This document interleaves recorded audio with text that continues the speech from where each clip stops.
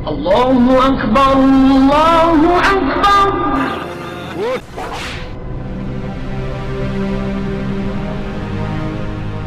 حضرت بلال حبشی رضی اللہ تعالیٰ عنہ مشہور صحابی ہیں جو مسجد نبوی کے ہمیشہ موذن رہے۔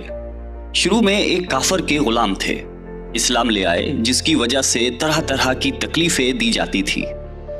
امیہ بن خلف جو مسلمانوں کا سخت دشمن تھا، ان کو سخت گرمی میں دوپہر کے وقت تپتی ہوئی ریت پر سیدھا لٹا کر ان کے سینے پر پتھر کی بڑی چٹان رکھ دیتا تھا۔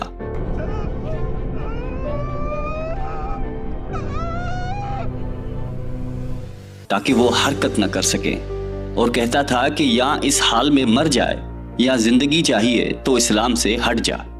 مگر وہ اس حالت میں بھی احد کہتے تھے، یعنی معبود ایک ہی ہے۔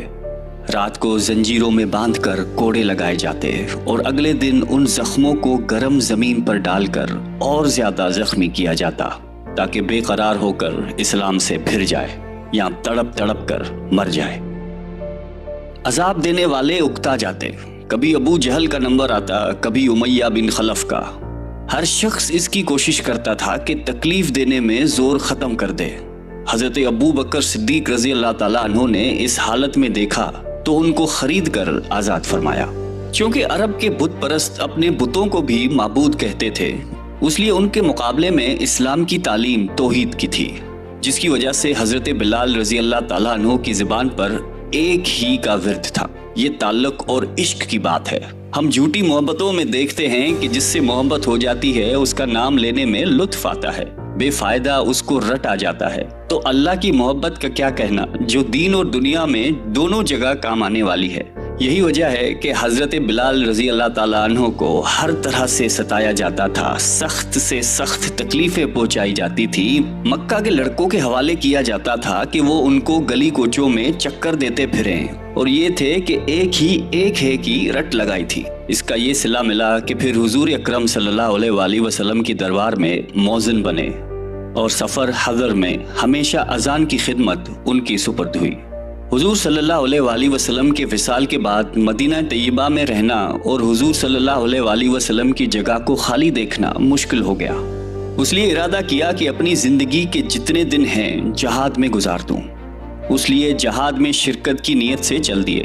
ایک عرصے تک مدینہ منورہ لوٹ کر نہیں آئے۔ ایک مرتبہ حضور صلی اللہ علیہ وآلہ وسلم کی خواب میں زیارت کی۔ آپ صلی اللہ علیہ وآلہ وسلم نے فرمایا کہ بلال، یہ کیا ظلم ہے، ہمارے پاس کبھی نہیں آتے؟ تو آنکھ کھلنے پر مدینہ طیبہ حاضر ہو گئے۔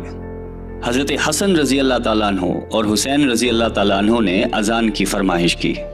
لاڈلوں کی فرمائش ایسی نہیں تھی کہ انکار کی گنجائش ہوتی۔ اشہد ان لا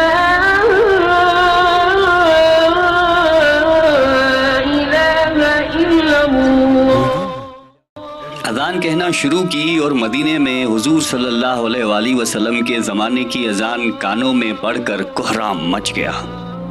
عورتیں تک روتی ہوئی گھر سے نکل پڑیں۔ چند روز قیام کے بعد واپس ہوئی اور 60 ہجری کے قریب دمشق میں آپ کا